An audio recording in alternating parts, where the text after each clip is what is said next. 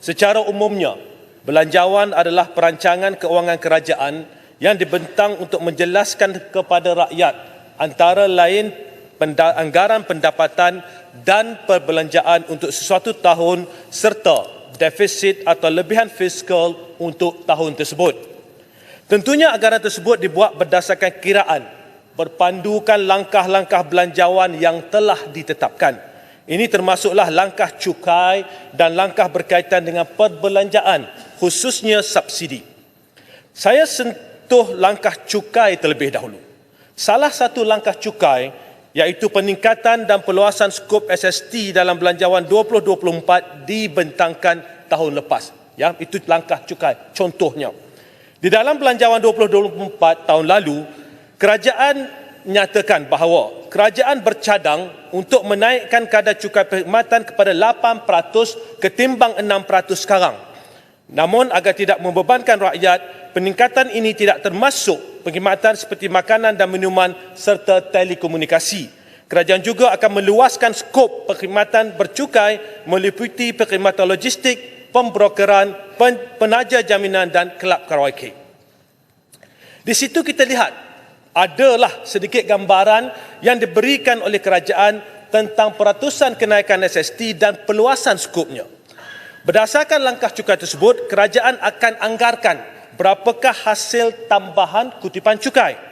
Namun begitu, kerajaan tidak masukkan jumlah hasil daripada langkah cukai tersebut di dalam penyata jumlah hasil selepas langkah belanjawan 2024. Hanya selepas ditanya dan ditekan oleh kami di pihak pembangkang, barulah dimaklumkan bahawa terdapat ralat atau kesilapan di dalam penyata tersebut. Ralatnya bukan kecil, lebih 4 bilion ringgit. Sekarang kita lihat pula belanjawan 2025. Dinyatakan dalam ucapan belanjawan bahawa cukai jualan tidak akan dikenakan ke atas barangan makanan asas yang digunakan oleh rakyat. Cukai jualan akan dikenakan ke atas barangan bukan keperluan asas seperti barang premium yang diimport seperti ikan salmon dan avocado. Kenyataan ini adalah terlalu umum dan mengelirukan. Pertama sekali, bukankah sememangnya ketika ini cukai jualan tidak dikenakan ke atas barangan makanan asas? Kalau kerajaan hendak membantu rakyat, betul-betul hendak membantu rakyat, sepatutnya kerajaan umumkan perluasan skop barang keperluan asas yang tidak akan dikenakan cukai jualan. Sekadar kata cukai jualan tidak akan dikenakan pada barang keperluan asas, itu yang berlaku pada hari ini. Barang keperluan asas mana yang dimaksudkan? Mengapa tidak diperluaskan? Jadi sebab itu saya kata amat mengelirukan, tidak jelas dan amat kabur. Yang kedua, bukankah sememangnya cukai jualan telah dikenakan ke atas barangan keperluan bukan asas? Jadi apakah ini bermakna kerajaan akan perluaskan skop barangan keperluan bukan asas yang akan dikenakan cukai jualan? Jika ini berlaku, saya khawatir banyak barangan utama yang digunakan oleh rakyat akan ditakrifkan sebagai barangan bukan keperluan asas dan dikenakan cukai jualan. Selain itu, kalau tahun lepas pada muka surat terakhir, ini tahun lepas, buku belanjawan tahun lepas, pada muka surat terakhir buku belanjawan ini ada satu penyata, iaitu penyata jumlah hasil selepas langkah belanjawan tahun 2024. Saya dapat buku belanjawan tahun 2025, benda perkara pertama saya tengok muka surat belakang nak tengok apakah penyata hasil tentang belanjawan 2025. Tidak ada dalam hard copy buku belanjawan 2025. Selepas semak dalam versi atas talian, barulah nampak ada penyata tersebut. Jadi apakah ini bermakna kerajaan menunggu sehingga saat-saat akhir belanjawan, sehingga saat-saat akhir belanjawan hendak dibentangkan, kerajaan masih ragu-ragu dan tidak pasti apa yang hendak dilaksanakan. Jadi tak nak jadi ralat macam tahun lepas, keluarkan dalam buku bercetak, letakkan dalam elektronik kopi buku tersebut. Jika kita lihat dalam penyata tersebut, langkah memperluaskan skop cukai jualan tempatan akan membawa hasil sebanyak 924 juta ringgit kepada kerajaan. Perluasan skop cukai jualan import pula akan memberikan hasil sebanyak 1.298 bilion ringgit. Nombor ini boleh keluar, kerajaan boleh buat anggaran nombor ini sekiranya kerajaan tahu apakah perluasan skopnya nak dilaksanakan. Kalau tak, macam mana kerajaan boleh dapat nombor ini?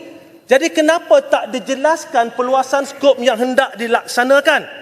Saya tahu mustahil hendak disebut satu persatu dalam ucapan belanjawan, terlalu panjang. Kenapa tak dibentangkan kepada kami untuk dibahaskan apa sebenarnya barang mana yang nak dikenakan cukai? Jadi saya mohon kerajaan perjelaskan pada rakyat supaya dalam konteks ini kita dapat tahu, ahli-ahli parlimen dapat tahu, rakyat dapat bahaskan apa sebenarnya yang hendak dikenakan cukai apabila perluasan skop dibuat. Tuan Yang di-Pertua, kita tidak tahu, dalam rakyat kita tidak mahu dalam rakyat menghadapi situasi yang sukar, tekanan kos sara hidup, kerajaan memperluaskan pelbagai skop barangan. Jadi saya mohon pada kerajaan umumkan, cakap, kerana apa? Dah ada kiraan. Kalau tak dapat angka 900 juta, angka 1.2 bilion, daripada mana angka ini? Kenapa takut nak sebut pada kita? Apa yang nak disorokkan? Jadi dalam konteks ini saya lihat belanjawan kali ini berkaitan dengan hasil amat tidak telus. Seterusnya, saya ingin menyentuh pula konteks kedua, iaitu berkaitan dengan salah satu langkah perbelanjaan kerajaan iaitu berkaitan subsidi dan bantuan kepada rakyat. Sebelum saya menyentuh tentang subsidi dan bantuan kepada rakyat yang disebut dalam ucapan belanjawan tempoh hari, saya ingin membawa seluruh rakyat Malaysia menelusuri kenyataan-kenyataan dasar kerajaan PHBN berkaitan subsidi dan bantuan rakyat supaya kita semua dapat menginsafi betapa bercelarunya dasar-dasar kerajaan ini. Pada 19 Mei 2023, Menteri Ekonomi menyatakan bahawa sistem padu akan menggantikan klasifikasi pendapatan lama seperti kategori B40, M40 dan T20 dengan menggunakan pendekatan pendapatan bersih sebagai indikator yang lebih tepat untuk mengenal pasti penerima bantuan. Sebulan kemudian, pada 14 Jun 2023, Menteri Ekonomi membuat kenyataan bahawa klasifikasi B40, M40 dan T20 ini akan dihapuskan mulai tahun 2024. Selepas padu dilancarkan pada 2 Januari 2024, rakyat tentunya tidak lupa hiruk pikuk gendang supaya mereka mendaftar dalam padu. Kami telah persoalkan banyak perkara berkaitan dengan padu di sini. Ramai yang persoalkan banyak perkara tentang padu ini. Mengapa terlalu banyak maklumat yang perlu diambil oleh rakyat? Mengapa sistem tersebut tidak mengisi maklumat secara automatik daripada data-data kerajaan? Kita tanya, dan saya pun tanya, macam mana nak semak data-data berkaitan dengan hutang? Siapa nak sahkan data-data ini? Menteri Ekonomi menjawab, itu hanyalah satu survey sahaja. Jadi saudara-saudari, seterusnya, apabila kerajaan melaksanakan penghapusan subsidi diesel di Semenanjung pada 10 Jun 2024, rakyat yang layak diminta mengisi permohonan budi madani pula. Ketika itu rakyat dah mula tertanya-tanya. Dulu suruh isi padu, dah hapuskan subsidi diesel, nak kena isi budi madani. Jadi apa semua ini? Dan dalam pembentangan bajet pada 18 Oktober yang lalu, Perdana Menteri yang juga Menteri Kewangan menyentuh satu terma baru, iaitu golongan T15. Dinyatakan bahawa golongan T15 ini tidak akan menerima subsidi petrol dan juga subsidi bagi pendidikan di sekolah berasrama penuh. Namun seperti mana kawan-kawan lain sebut, tidak ada penjelasan lanjut tentang apakah yang disebut atau dimaksudkan dengan T15 ini. Maka kawan-kawan ahli parlimen dan rakyat di luar sana melihat T15 ini dalam konteks pendapatan isi rumah yang telah dikeluarkan oleh Jabatan Perangkaan. Menteri Ekonomi pada 20 Oktober 2024 menyatakan bahawa beliau tidak fikir bahawa kerajaan akan menggunakan pendapatan isi rumah seperti sekarang. Tidak fikir. I don't think. Saudara-saudari, Memerintah negara, menjadi kerajaan, mana boleh main rasa-rasa, mana boleh main tak fikir, mana boleh main kita rasa kita fikir, kita lihat. Perkara ini telah diumumkan pada rakyat. Sebab itu banyak perkara kita sebut ini bahawa prosesnya terlalu bercelaru. Kemudian datang waktu soalan kepada Perdana Menteri berkaitan dengan miskin tegar. Kalau kita ingat, berkaitan dengan miskin tegar pada 22 Oktober. Ketika menjawab soalan itu, Perdana Menteri menyebut bahawa kerajaan telah merubah pendekatan menentukan kategori miskin tegar dengan merujuk kepada pendapatan isi rumah per kapita, iaitu jumlah pendapatan isi rumah dibahagikan dengan bilangan isi rumah. Ini dah lain pula. Pendapatan per kapita berdasarkan pendapatan isi rumah bahagi dengan jumlah isi rumah. Saya bawa rakyat melalui penceritaan tersebut untuk kita semua lihat betapa bercelarunya pembuatan dasar kerajaan. Saya dah sentuh perkara ini banyak kali. Banyak kali saya sentuh perkara ini bahawa kerajaan tidak boleh suka-suka umumkan sesuatu tanpa ada kerangka dasar yang jelas. Bincang dulu elok-elok, duduk dulu bincang elok-elok, pastikan semua konsep, semua elemen, semua konteks diambil kira sebelum umumkan. Jadi kalau kita lihat keadaan sebegini, berterusan sebegini, bila kita di pembangkang menyentuh perkara ini dikatakan kita mempolitikkan perkara ini. Bila rakyat menyentuh perkara ini dikatakan ini tidak betul. Jadi apa yang betulnya? Tunjukkan kepada kami apa yang betulnya. Jadi kelemahan utama kerajaan pada hari ini adalah kerana mereka masih berfikir sebagai pembangkang bukan sebagai kerajaan. Bila berfikir sebagai pembangkang seperti zaman mereka dahulu, macam-macam janji boleh dibuat, macam-macam perkara janji nak buat, akhirnya tak buat. Jadi perangai itu terbawa-bawa dalam pelaksanaan dasar kerajaan. Jadi ini perkara yang berbahaya kepada rakyat. Sebab itu saya mohon pada kerajaan, hentikanlah kecelaruan dasar ini. Saya tak faham apa syok sangat diumum benda yang tak menentu ni. Ini bukan saja flip-flop, ini pusingan roundabout dah. Pusing benda yang sama tanpa satu penjelasan yang jelas. Tuan Yang Dipertua, seterusnya saya ingin menyentuh berkaitan dengan data-data ekonomi.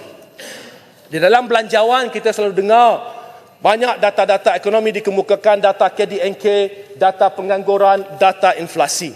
Data-data ini dikira berdasarkan piawaian antarabangsa, ada cara, kaedah dan kiraannya. Dan data-data ini digunakan sebagai rujukan dalam konteks kerajaan membuat keputusan. Data-data ini bukannya satu data mutlak yang boleh dikatakan boleh digunakan dalam membuat polisi terus berdasarkan data tersebut.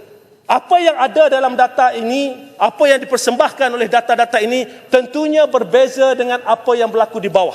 Saya ambil contoh berkaitan dengan data pengangguran. Dalam ucapan bajet disebut bahawa pengangguran setakat Ogos 2024 menurun pada 3.2%. Kadar ini terendah sejak Januari tahun 2020. Kalau kita lihat data ini, 3.2% kadar pengangguran, maknanya apa? Umumnya dalam 100 orang, sekeliling kita ada 100 orang, kita jumpa 3 orang yang tak bekerja, yang menganggur. Yang lain semua bekerja. Adakah ini realiti di bawah sana? Cuba turun di bawah, sembang dengan 100 orang, berapa orang yang tak bekerja?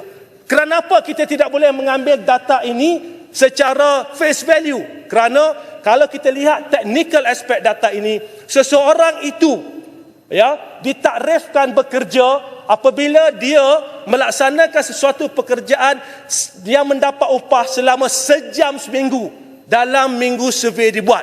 Kalau dia buat survey minggu ni, pergi jumpa Kalang Jepur kerja. Kalang Jepur ada kata minggu ni adalah orang minta hantar anak ke sekolah, dia bagi upah RM50. Itu dikirakan bekerja sejam, kalau sejam bekerja. Maka data ini perlu diteliti dengan baik supaya kita tahu apakah sebenarnya pengangguran di bawah sana. Sebab itu saya ingin bertanya beberapa soalan. Soalan pertama, berapa ramaikah graduan siswazah yang menganggur ketika ini mengikut tahap pendidikan mereka, iaitu ijazah sarjana muda, ijazah sarjana dan PhD? Adakah data ini data survey atau data sebenar pengangguran siswazah? Berapa ramaikah pekerja dalam sektor ekonomi gig di Malaysia? Berapa ramaikah graduan pendidikan yang belum mendapat pekerjaan sebagai guru di Malaysia?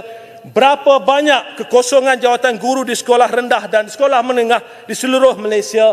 Dan apakah usaha drastik kerajaan untuk menangani pengangguran dalam kalangan anak muda?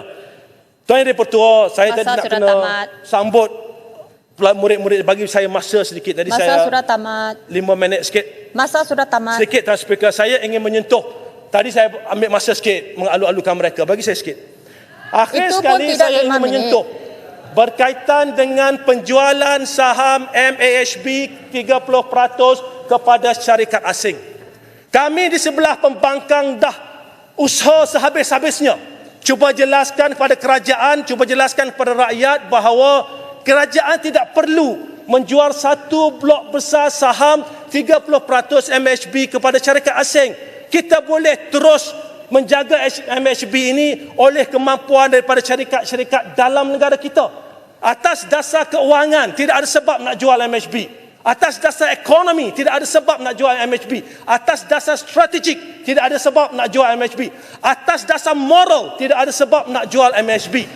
Dan dalam konteks ini juga, saya ingin melihat, saya ingin menyatakan kepada semua pihak yang terlibat di luar sana bahawa ingatlah, ini aset strategik negara. Dalam buku belanjawan ini, sepanjang RMK ke-12, hampir 1 bilion dibelanjakan untuk tujuan upgrade airport-airport di seluruh negara. Putrajaya. Airport ini dibina dengan duit rakyat. Airport ini dibina bertahun-tahun lamanya. Jadi sebab itu ini merupakan satu aset penting negara. Yang kedua, belanjawan PN ada tak? Belanjawan PN. Kenyataan daripada belanjawan PN tolong kemukakan. Bahawa kenyataan daripada Standing Order 3612. Standing Order 3612. Speaker Standing Order 3612. Standing Order 3612 tidak boleh mengeluarkan kenyataan mengelirukan Dewan. apa benda 3612. Apa yang Speaker, mengeluarkan Dewan? Speaker, Sebut boleh. pada saya apa yang mengeluarkan Dewan, saya jelaskan. Itulah. Teruskan. Tadi yang berhormat Putrajaya menyebutkan jual MAHB. Adakah MAHB dijual? Okey, Saya belum habis. Perintah tetap. Dikatakan MAHB dijual seolah-olah MAHB telah diberi atau dijual, telah diambil oleh syarikat atau kuasa luar yang disebutkan. Itu mengelirukan Dewan. Sekarang yang memegang majority share 70% tu siapa? Orang luar, syarikat luar. Adakah dia Malaysia atau dia? Kalau jawapannya 70% masih bawah kepunyaan. Apa? Sini this is standing order Pekalan cepat. Kalau hari itu tak ada dalam Dewan, itulah sebabkan kita kenapa. Tapi tak apa, itu kita sekarang tengah sembang berkenaan dengan standing order 3612. 70% empunya siapa? Adakah Malaysia atau tidak? Adakah dia khazanah atau tidak? Itu senang. Jawab ya atau tidak. Kalau tidak, dia tarik balik. Saya jelaskan duduk. Okey, tadi speaker ini penting. Ini penting. Apa perkara cepat? Yang lain sila duduk. Putrajaya buat penjelasan. Saya jelaskan di sini. Tidak ada gunanya saya nak kelirukan Dewan. Tidak ada asasnya saya duduk sini nak kelirukan Dewan. 30% saya sebut 30% blok saham besar. 30%. Duduk. Jadi yang berhormat sebut tadi, menjual MAHB. Jadi itu mengelirukan Dewan. Speaker sila buat petua. Saya nak jelaskan speaker. Ini penting. Ini mengelirukan Dewan ni. Ini manusia siapa yang mengelirukan Dewan?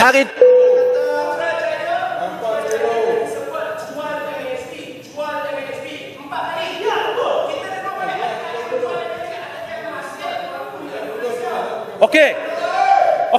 Ini katakanlah. Janganlah macam tu. Kita Satu persatu bolehkah?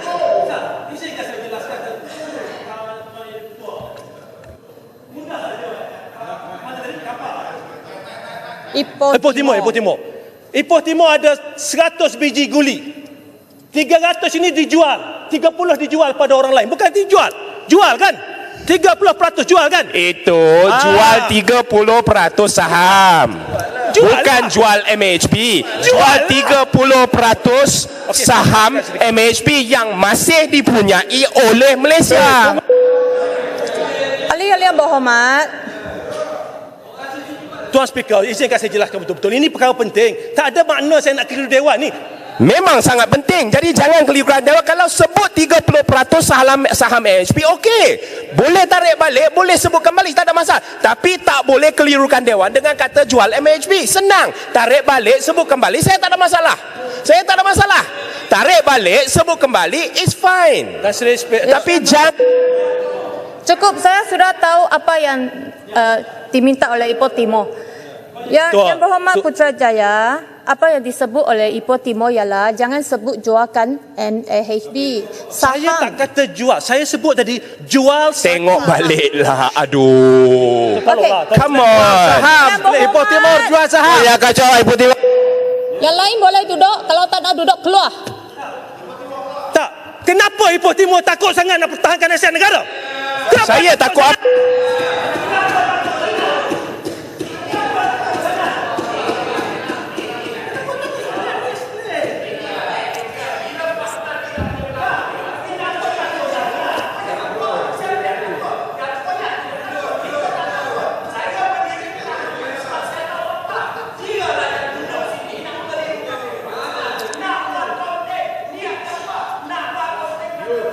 Yang Berhormat,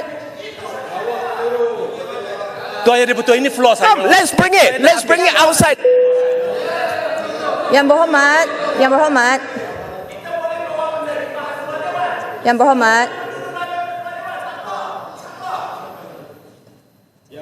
Okey. Tuan Yang Dipertua, masa saya. Jadi saya sebut di sini sebagai seorang ahli parlimen yang bertanggungjawab kepada generasi yang akan datang. Yang bertanggungjawab pada generasi yang akan datang. Airport ini kita belanja berpuluh-puluh tahun, berbilion-bilion ringgit. Kita jual Speaker, satu mohon speaker buat petua tadi. Petua Sila tadi. duduk. kita Saya jual sudah buat Tuan Speaker. petua Okey. bahawa Yang Berhormat Putrajaya boleh membetulkan. Saya nak betulkan lah ni. Ya. Saya nak betulkan. Secara ringkas terus. Okey, saya nak Jangan betulkan ni. bazir masa lagi. Betul, saya nak betulkan. Saya kata tadi, kenapa kita perlu jual 30% blok saham ini? Okey, saya cakap elok. Okey, terima kasih Putrajaya. Terima kasih. Yang kedua, apa jaminan kita bahawa pada masa akan datang tidak lebih banyak yang akan dijual? Apa jaminan kita? Apa jaminan kita? Kita tidak tahu siapa yang akan duduk di sini. Saya jamin, Kita Yang saya Berhormat. jamin. Yang Berhormat, kita bahas ni. Saya jamin. Tolong, saya nak jelaskan. Saya minta. Yang Saya minta semua ahli-ahli Yang Berhormat sila duduk. Masa pun tamat.